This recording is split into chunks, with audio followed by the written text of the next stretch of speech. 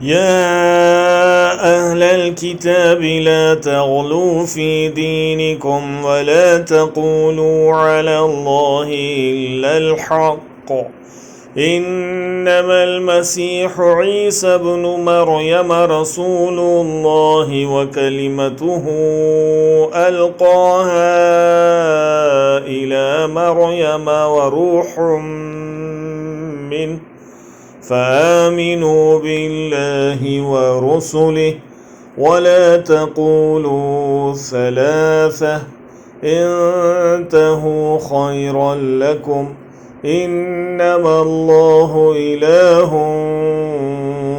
واحد سبحانه أن يكون له ولد له ما في السماوات وما في الأرض وكفى بالله وكيلا.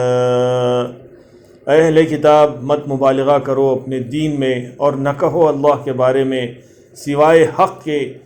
दर हकीकत ईसा इब्न मरियम था, रसूल अल्लाह का और कलिमा था उसका जो उसने भेजा था मरियम की तरफ, और एक रूह उसकी तरफ से। तो ईमान लाओ अल्लाह पर और उसके रसूलों पर, और न कहो तीन, बाज आओ कि बेहतर है तुम्हारे लिए। दर हकीकत अल्लाह खुदाए वाहिद है, बुलंद है वो उससे कि हो उसको औलाद, उसी का है जो कुछ आसमानों में और जो कुछ ज़मीन में है, और काफ़ी है अल्लाह बतौर निगहबान। O people of the scripture, do not commit excess in your religion nor say about Allah except the truth. In fact, the Masih, Jesus, son of Mary, was a messenger of Allah, and his word which he conveyed to Mary, and a spirit from him. So believe in Allah and the messenger, and do not say three desist.